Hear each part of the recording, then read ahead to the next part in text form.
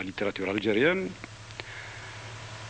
avant l'indépendance, et même aujourd'hui, il y a des gens qui prétendent que c'est Albert Camus. Et il est vrai que pendant longtemps, Albert Camus a représenté ce qu'on a appelé l'école d'Alger. Et c'était un homme de gauche. Simplement, les Français qui connaissent Camus, peut-être le connaîtraient mieux, le comprendraient mieux, s'ils le comparaient à un autre écrivain qui s'est trouvé dans la même situation, un écrivain américain, un grand écrivain, un autre prix Nobel comme Camus, c'est William Faulkner. Voilà, là nous avons deux écrivains qui naissent dans des conditions à peu près semblables.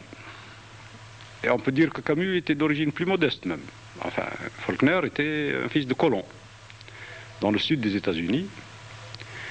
Il était dans la même position à peu près, dans la même situation fausse, c'est-à-dire il vivait parmi les Algériens, Faulkner vivait parmi les Noirs du sud des États-Unis. La grande différence, c'est que Faulkner parlait la langue des Noirs. Il emploie même dans ses livres l'argot des Noirs des États-Unis.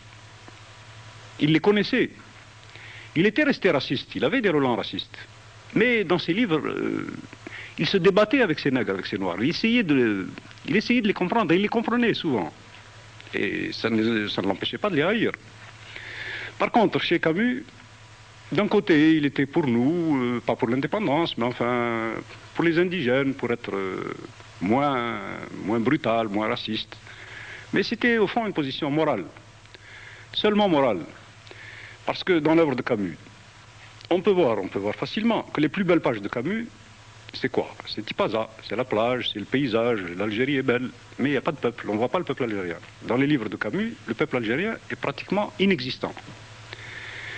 C'est très révélateur. Si on prend deux livres, l'un de Camus et l'un de Faulkner, on peut prendre par exemple L'étranger de Camus et Lumière d'août de Faulkner, qui peuvent très bien être comparés ici. Dans L'étranger, le personnage algérien, le seul, je crois qu'il s'appelle Saïd,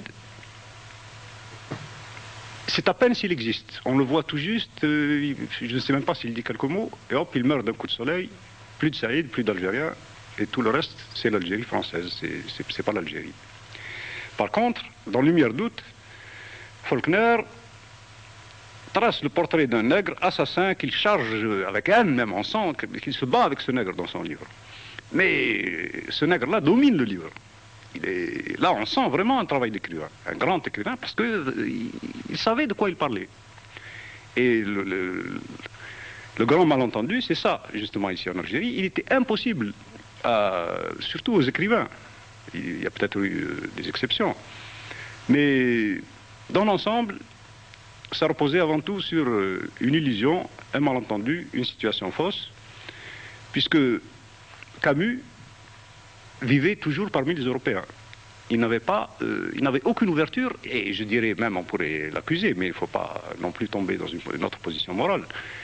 En fait, il n'y avait pas la curiosité la plus élémentaire pour la vie de ce peuple, pour sa langue. Sa vision du peuple algérien était une vision très rudimentaire, très lointaine. Et par là même, ça a infirmé son œuvre. Et on l'a vu d'ailleurs très curieusement pendant la guerre d'Algérie. Alors pendant la guerre d'Algérie, il a eu une position morale assez courageuse, puisque les pieds noirs lui ont jeté des tomates, ils voulaient même le tuer. Bon, c'est vrai. Mais d'un autre côté, à un moment donné, lorsqu'il a eu le prix Nobel, il a eu une parole révélatrice.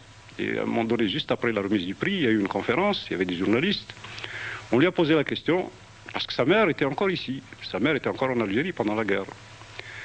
Et il en est arrivé à dire, moi, si je dois choisir entre l'Algérie et ma mère, je choisis ma mère. Et à ce moment-là, dans la salle, il y a justement un nommé Saïd, comme le personnage qu'il a tué dans son roman, c'est très curieux. C'est un travailleur algérien qui travaillait là-bas, en Suède, qui se trouvait dans le public, et qui lui a dit, moi, je ferai pas la différence entre l'Algérie et ma mère. C'est-à-dire, quand on se sent algérien, on ne viendrait pas à l'idée, il ne pourrait pas venir à l'idée d'un Algérien de dissocier sa mère de l'Algérie. Voilà le drame, il est là. C'est pourquoi, bon, il faut quand même que les Français comprennent une fois pour toutes que la littérature algérienne, c'est pas Camus, et l'Algérie n'est pas française. Et la littérature est un bon moyen de comprendre.